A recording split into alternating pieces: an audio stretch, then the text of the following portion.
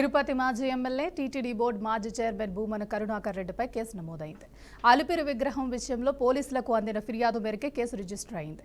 TTD ఉద్యోగి గోవిందరాజుల ఫిర్యాదుతో case నమోదు చేశారు. 22 ఏళ్ల కిందటే అలిపిరి సమీపంలో ఆ విగ్రహాన్ని వదిలేసినట్లు కన్నాచారి కొడుకు గురుస్వామి పోలీసులకు స్పష్టం చేశారు. ఇటీవల తీసుకొచ్చి అక్కడ పడవేసింది కాదు అని అన్నారు. ఈ నేపథ్యంలోనే భూమనపై పోలీసులు కేసు నమోదు చేశారు. ఇదే అంశంపై మరింత సమాచారం మా మేనేజింగ్ డైరెక్టర్ రాజేంద్ర అందిస్తారు. Thank you Siva Varma. రాజేంద్ర, దేవుడితో రాజకీయాలు ఏంటి అసలు? రాజకీయానికి అలాగే తీవ్రవాదానికి ఎప్పుడు ఎక్కడ ఎవరిని వాడుకోవాలి అన్నదానికి రూల్స్ ఏమి ఉండవు, ప్రయోజనం మాత్రమే ఉంటుంది. అలాగే ఆంధ్రప్రదేశ్ రాజకీయాల్లో ఇటీవల గమనిస్తున్నప్పుడు దేవుడి మీదే పెద్ద రాజకీయాలు నడుస్తున్నాయి.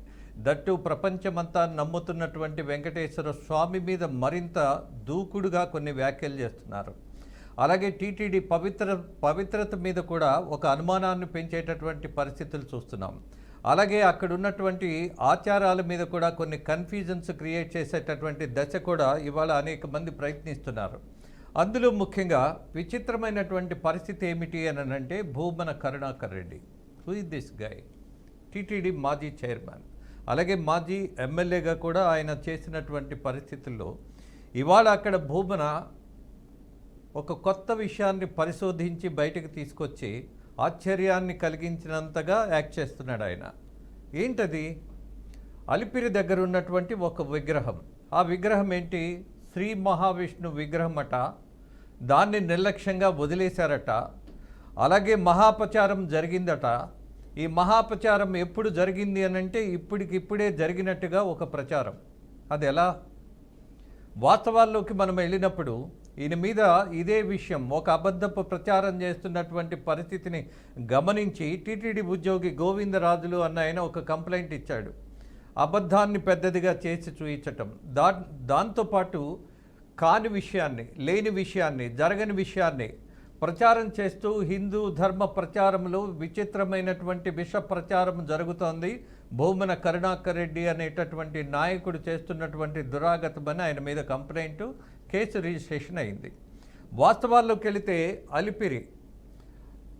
అలిపిరి దగ్గర ఉన్నటువంటి ఈ విగ్రహం ఎప్పటి నుంచి ఉన్నది? 2003 నుంచి, దాని మీద 2002 నుంచి అక్కడ ఉన్నది. 2003లో అలిపిరి సంఘటన, బాంబు బ్లాస్ట్ జరిగి ఆ రోజు ఉన్నటువంటి ముఖ్యమంత్రి చంద్రబాబు నాయుడు మరణం వరకు వెళ్ళి వెనక్కి తిరిగి వచ్చినటువంటి దుర్ఘటన జరిగిన ప్రదేశం అలిపిరి. అలాగే ఇప్పటికిప్పుడు అక్కడ వదిలేసినటువంటి విగ్రహమా ఇది?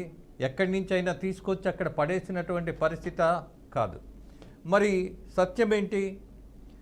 2000 సంవత్సరంలో ఒక దాత ఒక డిజైన్ ఇచ్చాడు ఒక శిల్పికి. ఏమని? ఒక శనీశ్వరుడి విగ్రహం ఎలా ఉండాలి అన్నది కూడా డిజైన్ చేశాడు. సింహవాహనం పైన, అలాగే విల్లు, బాణం ఇలాంటివేవో ఆయన అనుకున్నవన్నీ చెక్కించాలని ఒక శిల్పికి 2 లక్షలు డబ్బిచ్చాడు కూడా.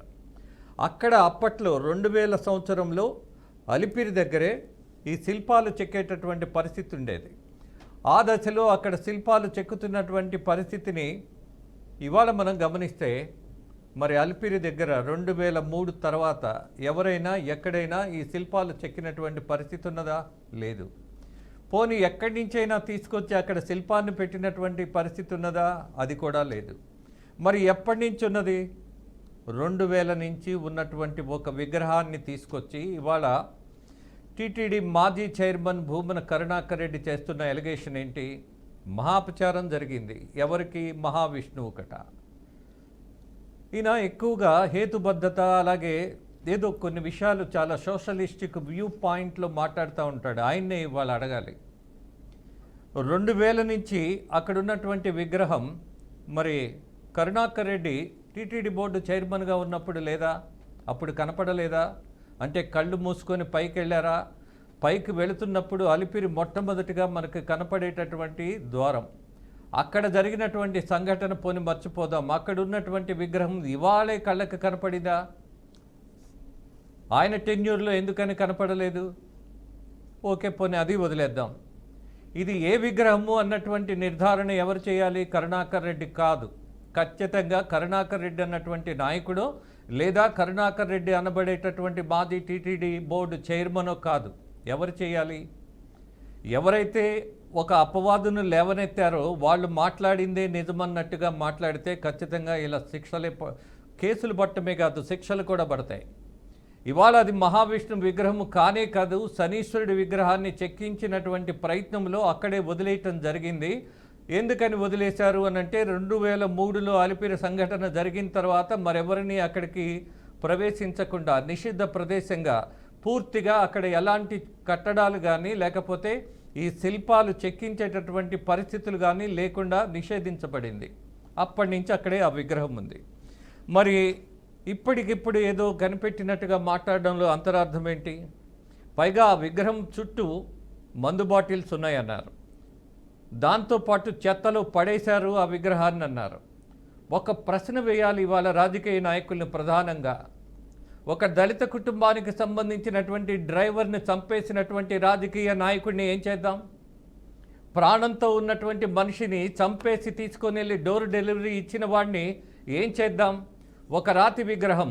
ఆఫ్ కోర్స్ ఈ దేశంలో ఒక రాయి మీదైనా కొద్దిగా పసుపు కుంకుమ వేస్తే దేవుడి కింద భావించమని చెప్తారు. కానీ రాతిని అంత గొప్పగా భావించేటటువంటి ధర్మం ఎక్కడ హిందూ ధర్మాల్లో లేదు. There is a logic. Hindu ధర్మాలలో కూడా మూఢమైన నమ్మకాలు ఎక్కడా లేవు. కొన్ని మూఢంగా మార్చినటువంటి పరిస్థితులు ఉన్నాయేమో, కానీ హిందూ ధర్మంలో మూఢనమ్మకాలు అనే దాన్ని కొంతమంది వాళ్ళకు అనుకూలంగా మార్చుకొని మూఢాన్ని పెంచారు, నమ్మకాన్ని పోగొట్టారు. ఇక్కడున్నటువంటి పరిస్థితి కూడా అదే.